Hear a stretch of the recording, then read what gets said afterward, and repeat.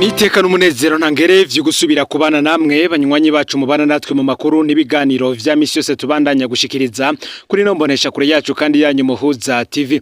Uyu numwanya tugiye kubageza ko amakuru biriko biravugwa bigezwe ko muri kano kanya nga mu gihugu c'u Burundi, aho hari amakuru tuza kugaruka ku biriko biravugwa mu bisata bitandukanye, gusa cyane cyane tukaza kugaruka ku biriko biravugwa mu gisata ca politike ndetse n'igisata c'amagara y'abantu.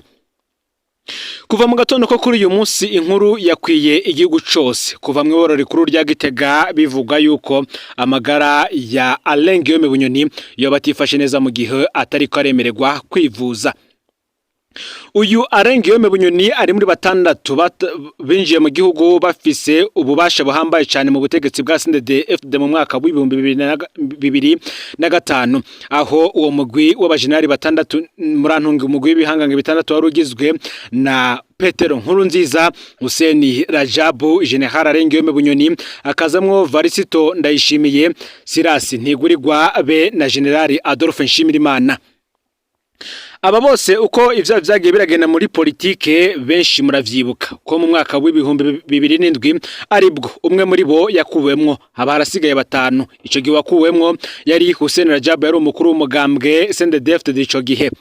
Uyo yakuwemwo ahita yinjizwa iborero rikuru rya Mpimba. Uwakurikiye kandi ni General Adolphe Nshimirimana, nawe yishwe mu mwaka w'ibihumbi 2015.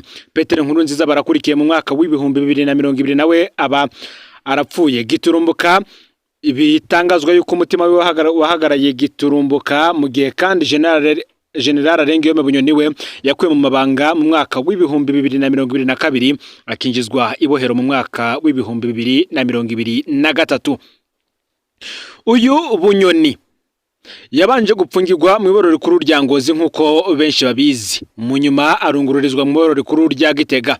Ahashikiye Gitega rero yarahawe icumba ca wenyene, aho icumba apfungiyemo kigizwe ni miryango itatu, aho buri rupfunguruzo rwose buri muryango ufite urupfunguruzo rwawo kandi ukagira urwugurura. Akaba yemerewe gusugwa rimwe mu ndwi n'umuryango wiwe canke se abamwegereye. Kuri uyu munsi wa Mungu rero igenekerezo ya 21 ukwezi kw'icenda uyu mwaka w'ibihumbi 2025 nibwo inkuru yagiye habona ivuga yuko amagara ya General Bunyoni yo batifashe neza, aho ari mu iborero rikuru rya Gitega mu gihe atari karemererwa kwivuza. Abegereye General Bunyoni baraye batanze ubutumwa bugira buti: twagira tubasabe ko mwotabariza General Alain Guillaume Bunyoni kubera amagara yiwe atifashe neza, aragwaye cyane. Umuravye urabona karemvye kandi ntagire umuntu abesha kumwe bahora babesha ngo nububeshi, vy'ukuri aragwaye kandi cyane. Hamwe atacokogwa ngo barakora ubuzima bwe bwohungabana umwanya wari wo wose. Mu vy'ukuri aragwaye cyane. Ibi ndababwiye nukuri kandi n'abatwari bohero barabizi, gusa ntawuzi gituma babona amagara ya General Bunyoni ari mu kaga abakinumira. Ni mu gihe ubutumwa Pacifique Ninazwe yashize ahabona yavuze ko ashobora kuba yivuganiye na bamwe kuri telefone, aho bababwiye bati ntavuga ntabona neza, biraboneka ko amerewe nabi. Ntituriko dusaba ko ari kugwa, nibamureke yivuze hanyuma bamupfunge igihe bashaka, ariko bamupfunge akomeye. Ni mu gihe nkuko benshi babizi cyane cyane ku gateka k'abanyororo ndetse n'abandi benshi babagirizwa ivyaha bitandukanye arimo ivya politike ndetse n'ibindi n'ivyo guhungabanya umutekano w'igihugu, ko kwivuza ari uburenganzira bwa kiremwa muntu wese, n'uburenganzira bw'abapfunzwe. Benshi bakavuga ko rero umugwi w'igihugu ujerwe ivy'agateka kazira muntu CNUDH ukwiye kuja kuraba ko uyu munyororo amerewe. Abatwara igihugu nabo ntibakwiriye kwiyobageza ko nabo batazi aho bazoba bari ejo. Ni mu gihe kandi ivyo vyiza bamenyereje kuba uburenganzira bw'abapfunzwe, ivyo vyiza kandi bakurikiranye kino kibazo ca Alain Guillaume Bunyoni.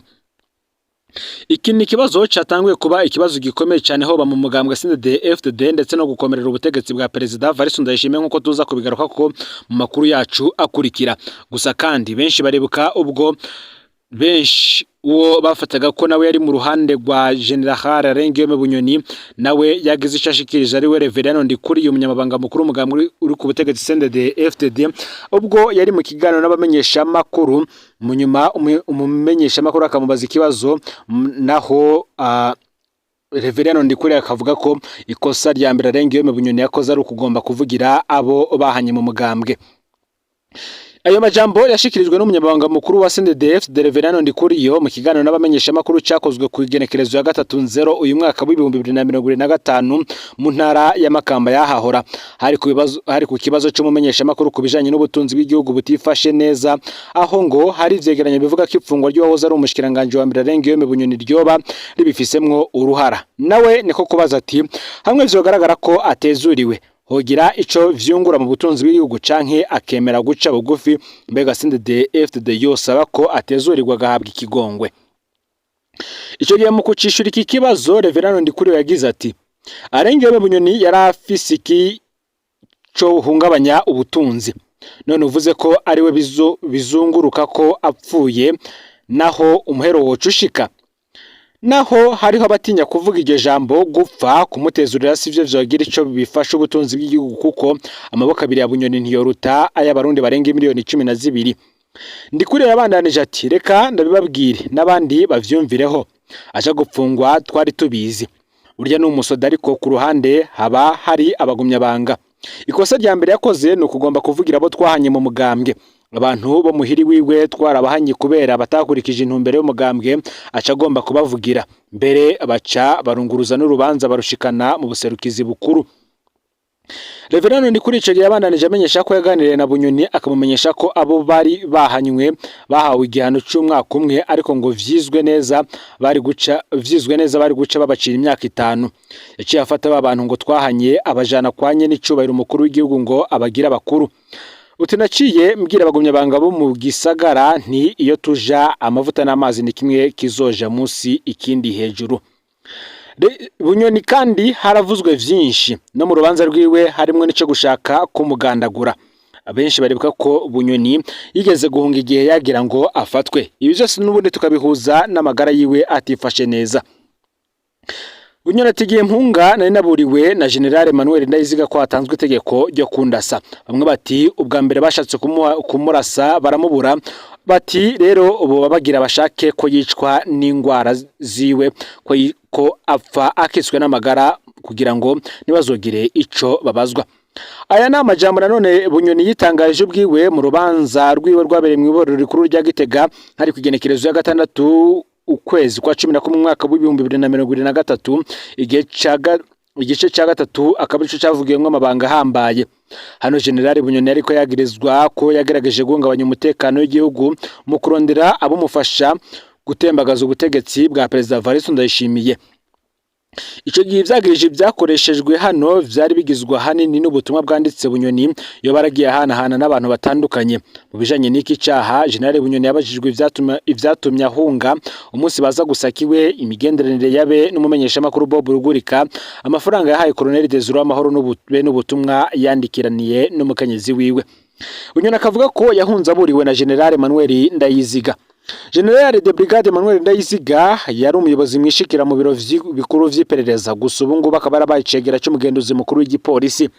Uyu akaba ari umwe mu ntwaza ngabo zavuzwe mu menshi cyane mu kiringo ca 3 ca Nkurunziza. Muri ico kiringo Emmanuel Ndayiziga yarakoranye rwose na General Bunyoni yari umushikiranganje w'umutekano. Senare Nahinyuzwa yarabajije General Bunyoni impamvu yahunze muri ndamukiza umwaka wa 2023 mu gihe hari abagira baze gusa ku rugo rwiwe. Hano harimo no kurondera kumenya uwamenye ibanga ry'akazi akamuburira.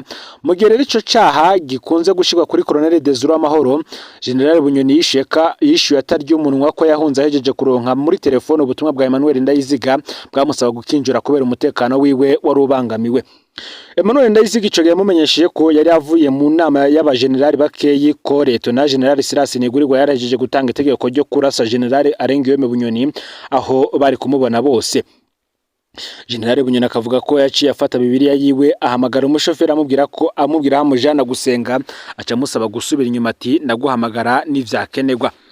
Ni mugihe kandi bamwe ibi babifata bakabihuza n'iki kibazo cabayeho ubwo Arengiyome Bunyoni ari mu iborero kuri rya Gitega. Benshi bakavuga yuko kuri uyu munsi amagara yiwe atifashe neza, aho amagara ya General Bunyoni yo batifashe neza mu gihe atari karemererwa kwivuza. Benshi kandi bibuke ko itegeko rihereza umwidegemvyo arenga yome Bunyoni n'ubundi uwari wose yoba mu cumba bapfungiyemwo canke se mwibohero rwagati ryose rituruka ibukuru mu biro vy'umukuru w'igihugu. Bamwe bati rero ntawo bazi yuko ibi vyose biriko birakorerwa mu biro vy'umukuru w'igihugu kugira ngo barabe ko uwo muzimanganitaniriza ubuzima. Nandi menshi nayo turiko turatohoza turaza kuyabageza ko mu kanya. Butanyerera kandi naho Salvatore Horihoze arabandanya amabi yamuranze aho yaciye hose. Kuva mu kwezi kw'indwi k'uyu mwaka w'ibihumbi 2025 Salvatore Horihoze ni warongoye iperereza mu ntara nshasha ya Butanyerera, no kuvuga ko ajejwe gucunga akarere kagizwe n'intara za Kayanza, Ngozi na Kirundo zahahora. Icicaro ciwe kikaba kiri ku mugwa mukuru wa Ngozi. Salvatore Horihoze akigena twaribukije amabi yamuranze mu ntara zose yaciyemwo, ntivyatevye mu mezi abiri gusa amaze mu mabanga mashasha. Salvatore Horihoze yamaze kuvugwa mu mabi menshi akomeye. Hano tugaruka ku mabi tumaze kumuronkako amakuru. Reka tubitangurire kwinyuruzwa ry'abanyororo batatu mw'ibohero rikuru rya Ngozi. Hari kwigenekerezo ya 15 kwezi k'umunani uyu mwaka w'ibihumbi 2025 hari abanyororo batatu basohowe mu ibohero rikuru rya Ngozi. Amazina yabo ni Adjudant Chef Ildefonse Nimubona, umusirikare yafashwe kuva muri Nzero umwaka w'ibihumbi 2017 muco bita dossier Mukoni, akazamwo Isidore Bayubahe yahoze ari mu ndongozi za MSD muri commune Gashikanwa yahagaritswe mu mwaka w'ibihumbi 2015 ndetse na Ernest Bigirimana. Bano banyororo bari bamenyerewe ko baza baratogwa n'iperereza rikabajana rikongera rikabagarukana. Hari n'abandi banyororo bari bafise amakenga ko bano batatu boba baja kubarega mu iperereza. Nta vyemezo dufise ko boba barakoreye iperereza. Gusa icatangaje abandi uwo munsi nuko bamaze kubajana umuyobozi w'ibohero Christian Sibomana yaciye aza gutwara ivyabo vyose arabitwara. Amakuru dufise akavuga ko bano banyororo batatu batwaye mu modoka zibiri. Yo kwa Salvatore Horihoze ni ujejwe operation mu biro bikuru vy'iperereza vya Butanyerera witwa Diodone. Abanyororo rero baciye bamanukanwa mu gisagara ca Bujumbura. Ayo makuru yemeza ko bageze Bujumbura babanje kujanwa mu rupangu tutashoboye kumenya neza. Aho hantu abanyororo Isidore Bayubahe yambitswe amapingu. Salvatore Horihoze amuryamika hasi atangura kumuhuragura ikiringo c'amasaha hafi 3 aramukubita amugira intere. Isaha 3 z'ijoro niho Salvatore Horihoze yashikana abanyororo batatu ku cicaro gikuru c'iperereza i Bujumbura hafi ya Katedrale Regina Mundi. Isidore Bayubahe yahageze yamaze gucikana. Amakuru dufise akavuga ko ikiziga ca Isidore Bayubahe cahawe Atia Nduwimana. Ituramenya ivyakurikiye. Imiryango ya Ildefonse Nimubona na Ernest Bigirimana ifise ko boba bapfungiye ku cicaro gikuru c'iperereza naho batarashobora kubabona. Hakaza kandi umugambi wo kugandagura umunyororo Clement Nkurunziza. Amakuru dufise akemeza ko Salvatore Horihoze afise umugambi wo kugandagura umunyororo Clement Nkurunziza amaze imyaka apfungiye mu ibohero rikuru rya Ngozi mu karenganyo kadasanzwe. Amakuru dufise akavuga ko Salvatore Horihoze yateguye ko Clement Nkurunziza yo kwicwa agiye kwivuza. Amakuru akavuga ko hariko hategurwa umuganga zo mutera umute wo kumwica umunsi vyashitse akaja kwivuza. Amakuru akemeza ko umuganga zo kora ibara yateguwe hasigaye ko aboneka karyo ko kuronka Clement Nkurunziza kwa muganga. Ibintu vyifasha gucyo kandi mu gihe mu mpera y'indwi iheze umuyobozi w'ibohero rikuru rya Ngozi Christian Sibomana yateye ubwoba Clement Nkurunziza ko ashobora gukurikira abarya abanyororo batatu baheruka kunyuruzwa mu ibohero. Abantu babiri kandi nabo bakaba baheruka kwicwa mu ntara ya Kirundo. Amakuru dukura mu mbonera kure mu vyegwa vya Ngozi aravuga ko hari ibiziga bibiri bitekeye mu magunira Salvatore Horihoze aherutse gukura mu Kirundo aca bimbonera kure zija kubihamba aho bita kwa Nyamugaruka. Izo mbonera kure zisanzwe zijejwe guhamba bishwe n'iperereza. Abo bantu ntibigeze bamenyekana, bahambwe mu ijoro ryo kwigenekera ryo ku munsi wa mbere rishiri wa kabiri igenekerezo 15 rishiri ya 16 Nyakanga uyu mwaka w'ibihumbi 2025. Amabi Salvatore Horihoze yakoze yatumye haba guhungabana ku biro bikuru vy'iperereza Ngozi. Abapolisi bahora bakora ku biro vy'iperereza mu gihe ca Godefroid Ntirampeba baridoze babonye amabi asigaye hakorerwa kuva Salvatore Horihoze aje. Ivyo navyo bari babimenyereye mu gihe ca Godefroid Ntirampeba. Ivyo murantunga ivyo ntavyo bari bamenyereye mu gihe ca Godefroid Ntirampeba. abo bapolisi baswe gupfungwa bose. Ubu Salvatore Horihoze yarabahinduye bose, azana bashasha bamenyereye amabi. Abanyagihugu bo ku mugwa mukuru wa Ngozi bakaba baratubwiye ko bubumva ubwoba bwinshi kuva Salvatore Horihoze ahagarukanywe, kubera basanzwe bamuzi mu bukozi bw'ikibi. Ngozi yahora mu gahengwe mu kiringo ca Godefroid Ntirampeba, bakavuga ko ariwe mushinga ntahe babonye mu bamaze gutwara iperereza Ingozi. Muti rero CNUDH iri hehe? Iki kibazo c'abanyororo bakuwe mu bero rya Ngozi bakajanwa mu iperereza i Bujumbura kiraraba rwose umurwi w'igihugu ujejwe gateka kazina muntu CNUDH. Tortire yakorewe umunyororo Isidore Bayubahe gushika naho gupfa birahambaye ko CNUDH yitohoza ko Salvatore Horihoze ntakwiriye kubandanya yica abantu atigera abibazwa. CNUDH na parike bakora akazi kabo. Musenyeri Martin Blaise Nyaboho atwara CNUDH na Procureur General wa Republique Leonard Manirakiza ikinigiro cabo cyo kwerekana ko bazi ico bajejwe. Benshi bagasaba ko rero hofatwa ingingo zikwiye zo gukingira ubuzima bw'umunyororo Clement Nkurunziza, uretse ko apfunzwe atamategeko akurikijwe, birambaye kandi ko ubuzima bwiwe bukingirwa. Ikizomushikira kizobazwa Salvatore Horihoze ujejwe amagara y'abantu mu ntara ya Ngozi, Ministre Provinciale utwara iboro rya Ngozi Christian Sibomana hamwe n'abategetsi bose bari gufata ingingo zo kumukingira ntibabikore, na cane cane umushikanganje w'ubutungane Artemoni Katihabwa. Ngayo rero makuru yaragezwe ko muri kano kanya ufite ne subscribe canke s'abone niba utari wafite ko kugira ngo toje ucikanwa nadushikiriza usangiza no makuru bagenza aho bari hose kugira ngo nabo baje baraba mu bambere bashikirwa nabiriko biravugwa igezweho ngaha mu gihugu c'u Burundi, hanze imbibe z'igihugu c'u Burundi ndetse no mu makungu ya kure. No Muhuza TV Imana bahezegere mu bikorwa vyanyu vya misi yose muriko murakora.